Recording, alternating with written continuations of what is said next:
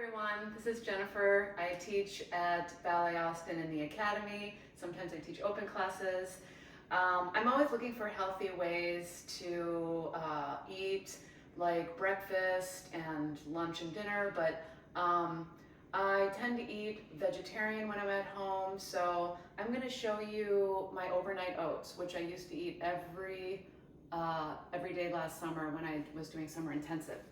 So getting in close here, we're going to show you the ingredients of what it's going to take to make overnight oats. So here you have your oats. These are black chia seeds. You don't need to have those, so if you don't have those at home, no problem. Salt, maple syrup, here's some cinnamon, here's vanilla. You can use any kind of milk. I use soy milk, but I know a lot of people use almond milk or coconut milk. You can use anything. And we're going to use a mason jar. This is an apple and walnuts. And so our oats are going to be apple cinnamon oats. So here we go. You ready? So first thing we want to do is get our mason jar. If you don't have a mason jar, that's okay. You can use anything. You can use a cup. You can use any kind of container you have that has a lid on it. Or you can just make a lid by putting plastic over it. So don't worry if you don't have a mason jar. But you can get these at Target. They're very, they come in packets of 4. So that was really great find that I had. Okay, so now you're gonna want half a cup of oats, and I'm just gonna pour that in like that. And then you want the same amount of milk. So the milk is same amount. So if you decide you want to do less, that's okay too. Like if you only want to make 1/4 of a cup, you can do that too. I like my oats a little wet, so I'm going to put a little bit extra in there. So we do that, and then we're going to put in just a little splash of vanilla and a little sprinkle of cinnamon, like that. As you can see, I'm not actually measuring anything out. You don't need to. This is all very individual. So don't feel like, oh my gosh, I need to have a recipe. You don't really have to have a recipe. You just need to throw a few things together. The only thing that I would like caution you about is just have like the half and half, whatever you do for the milk and the oats. Then just a little sprinkle of chia seeds if you have that. And then a little twist of salt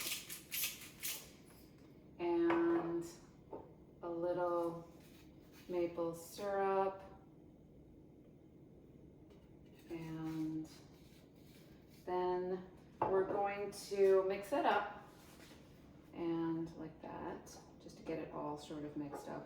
The great thing about this is you can add peanut butter if you want, and if you do that, you want to do that first. So just put the peanut butter in the bottom, and then when it sits overnight, you can just mix it in afterwards. So a little bit of peanut butter is really delicious in there too. So then I'm going to take a few walnuts. You can take any kind of nuts you want, doesn't really matter. I like walnuts with apples, and I just happen to have walnuts in the cupboard, so that's what I'm using. But you can literally use any kind of nut. They're so delicious. And then I just put those on top. Then you want to do maybe like 1/3 of an apple. You don't have to use a knife as big as this one. I just happen to use this knife all the time because I love it. But you can use a little tiny knife. And then you want to cut these pieces on the small side. And then you put that on top. So you want to make sure that the fruit is on top so that it doesn't get all soaked into the overnight oats. Or you can just add that afterwards. So I just put that on top. It might be a little too many. I just put that on top, and then I wash my hands because my hands are dirty. And then I wipe my hands off. And now, all you have to do is, did I put all the ingredients in? Yes. Then I just close it up, and I just put this in the refrigerator, and it stays in the refrigerator for 6 hours or more. And then, ta-da! Here is the one that I made last night. So Looks exactly the same. And I'm just gonna take a little taste. See how good this tastes. Delicious. Thank you very much. See you later.